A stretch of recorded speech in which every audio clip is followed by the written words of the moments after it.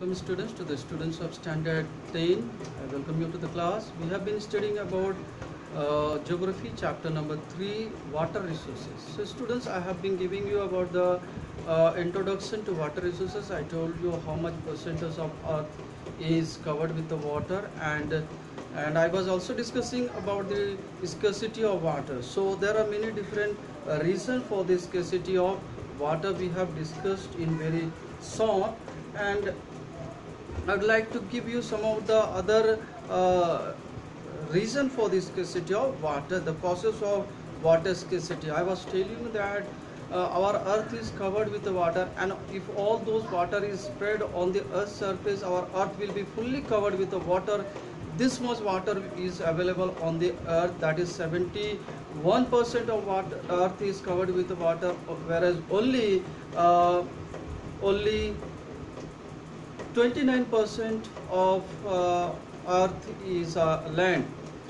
But still we face the scarcity of water, and there are many reasons for this scarcity of water. I have mentioned some of the reasons, and among those are the uneven distribution of water.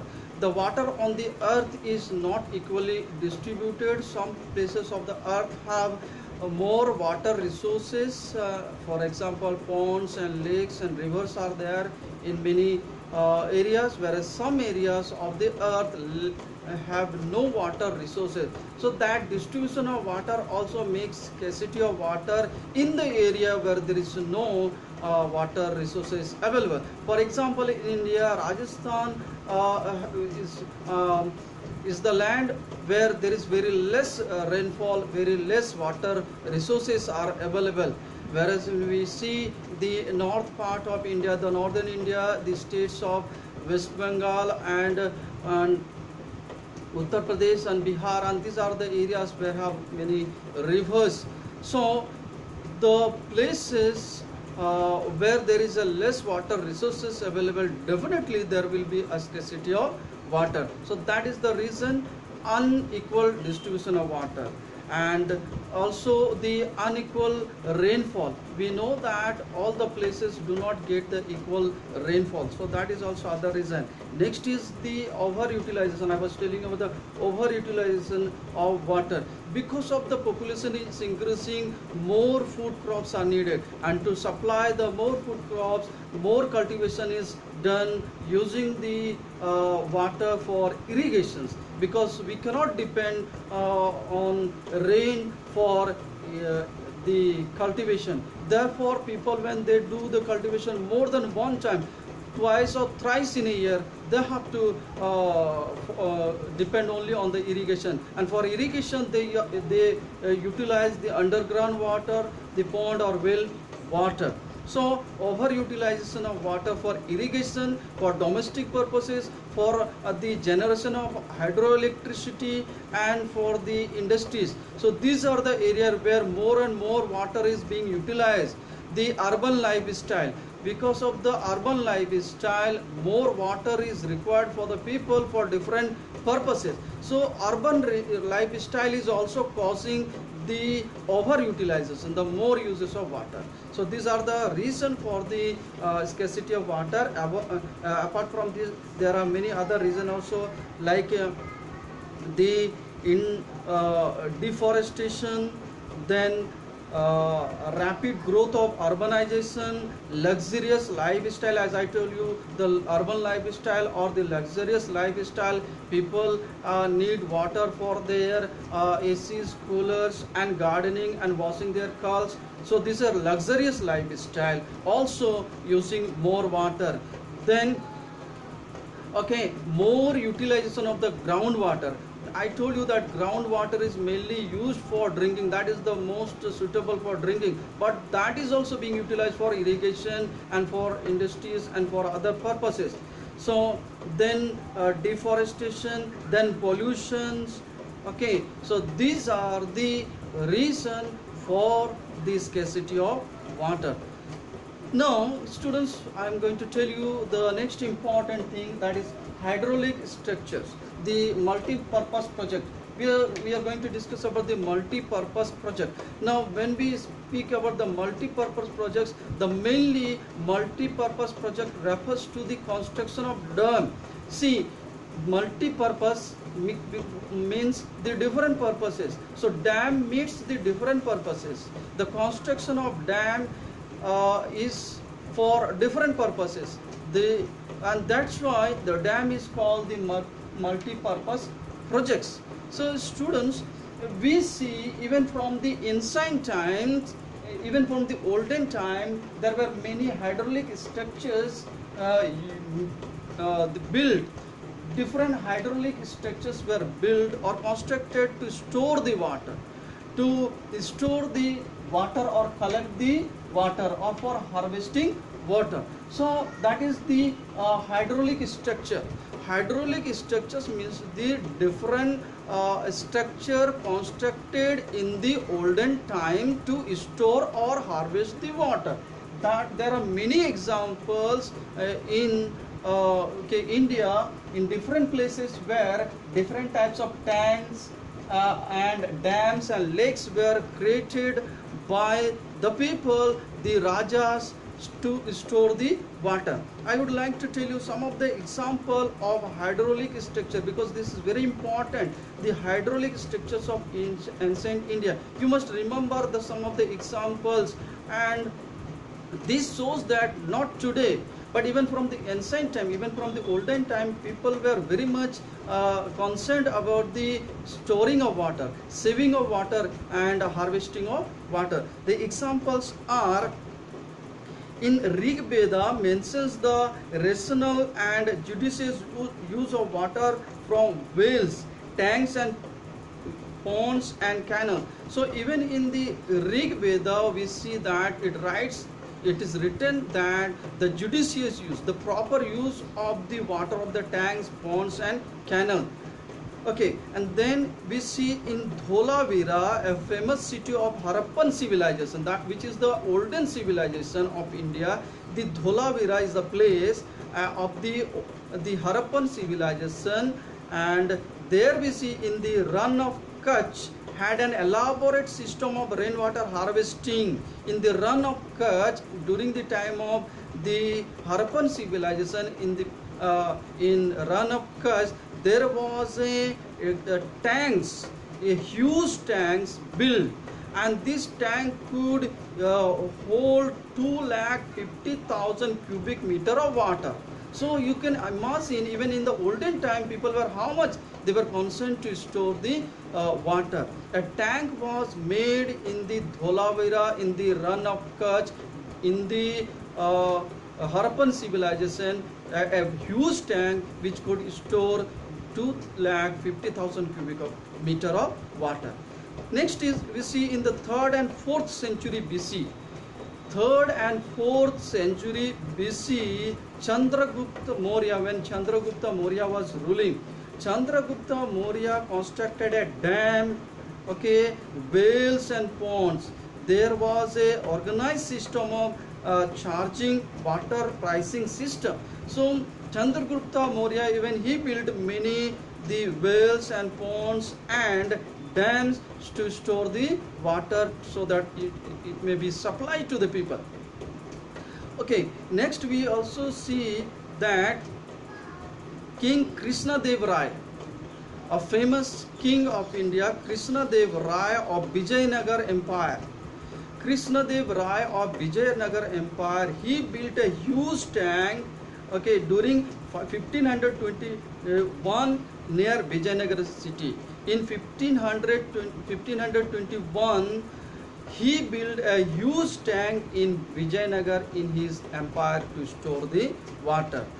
And in 11th century AD, King Bhoj built a large lake covering about 650 square kilometer in Bhojpur, modern Bhopal. So in modern Bhopal there was a king, okay, in 11th AD, okay, in 11th century AD, King Bhoj, his name was King Bhoj, he had built a huge tank, okay, in his Vijayanagar city.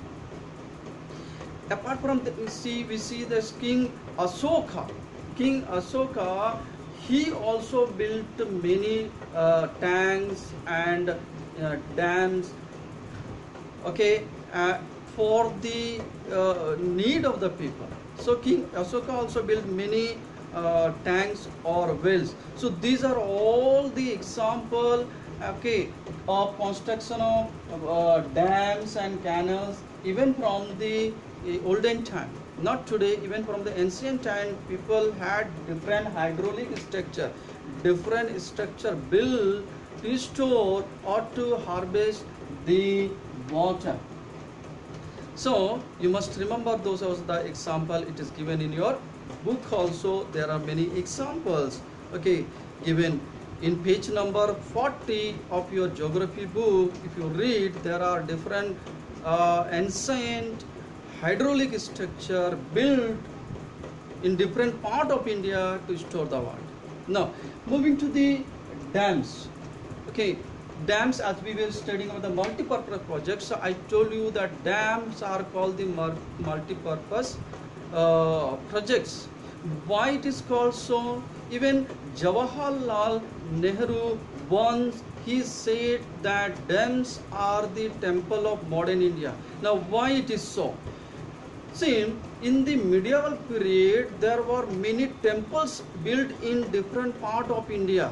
Number of temples, mostly temples were constructed in the medieval period in India. Why? Because temples had a different purposes. Temples were the center of education, temples were the center of worship, temples were the center of music and dance. So temples had a different purposes, and number of temples were built in the medieval period in different part of India. Jawaharlal Nehru said that dams are the temples of modern India. So he was comparing the dams with the temples, because as the temples had a different purposes, so dams also served different purposes. The different uses of dams have been mentioned here. There are number of uses of dams. So let me tell you about the dams. Dams are simply called as a reservoir, lake, or impoundment created by a barrier built across the flowing water. So what are dams? Dams are a reservoir, lake, or impoundment created by a barrier built across the flowing of water. To stop the flow of water, to stop the flow of river water, the barriers are built, and a huge reservoir is created where the water is collected. That is called dam. Now classification of dam. Now there are different classification of dam, but today we are going to discuss only two classification. The classification of dam on the basis of their size, height, or purpose. Three things you have to remember. According to size, height, or purpose, dams are classified as large size dams, medium size, and small dam. Okay, this classification is on the basis of size, we can say on the basis of height, or on the basis of purpose. Large dams are big dams, small dams or medium sized dams. Next is the according to material used, or according to the structure. According to its structure, according to the different material used to build these dams, they are classified as timber dams. Now timber dams are the dams which were made using the timber. Timber means logs of wood. Big logs of woods were used to put a barrier on the flow of water, so the flow of water is stopped and the water is collected in a huge area. So that is timber dams, means using the log of woods the barriers were created, that is timber dams. Next, embankment or the masonry dam. These are the dams used by cement or bricks. Using cement and bricks, these dams were created. These are concrete dams. These are called the masonry dams. Okay, so these are the different dams on the basis of size, on the basis of material used. Now, students, we are going to see the objectives of multipurpose, the different uses. As I was telling you of the different uses of dam. So students, there are different uses of dams, objectives or the different purpose or the different uses of dams. Hydroelectric power generation. Generation of hydroelectricity, the formation of the hydroelectricity, different dams are formed. Next is the irrigations. For example, Indira Gandhi Canal in Rajasthan, as I told you that these are the area where have lack of water. Therefore, the Indira Gandhi Canal is built in Rajasthan, so that the water is supplied for the irrigation. Then domestic and industrial water supply. Domestic and industrial water supply for the purpose of water supply for domestic purposes or industrial purposes. We know that industries needs a huge amount of water to run their machines, to do different works. Therefore, some dams are constructed so that those water can be supplied to the urban areas for domestic use and also in the industrial use. Next is the navigation. Dams are also used for navigations. We can travel through the dams, we can travel across the rivers through the dams. So for navigation purposes, for entertainment purposes, okay, for tourism, dams are used. Navigation, flood control in some areas, for example Hirakud Dam in Orissa. So to stop the overflow of water so that it may not cause the flood, the dams are constructed so that the flow of water is stopped and the flood control is done. Especially example is Hirakud Dam in Orissa. Then soil conservation. We know that because of the flowing of water, soil is also eroded. So for the conservation of soil, to stop the erosion of water, the dams are constructed. For example, Kosi in Bihar.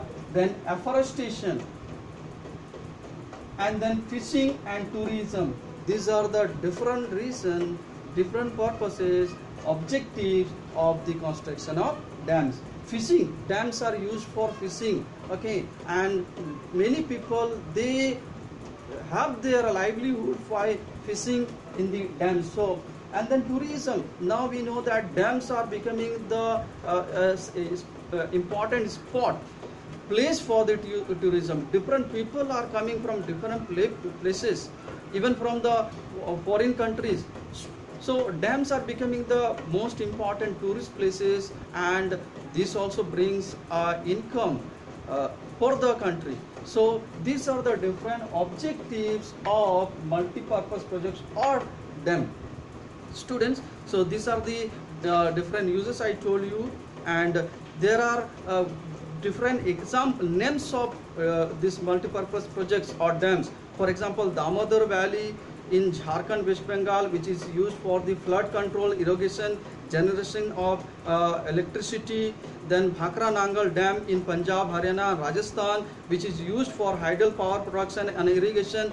Different examples are given in your book in page number 41. You can read this carefully to understand the name of different dams and which state it is built in, on which river it is built, and for which purpose it is built. So this is very much important information for you to read and understand the name of different dams and different rivers on which these dams are built, and also the different purposes. So student, I hope you understand the class. In the next class, I will tell you about the different controversies, different problems related to dams, different controversies which arose and which are still continuing, okay, because of the construction of dams. So that I will discuss in the next class. So please study these things and try to understand, try to note down. That's all for today. Thank you very much.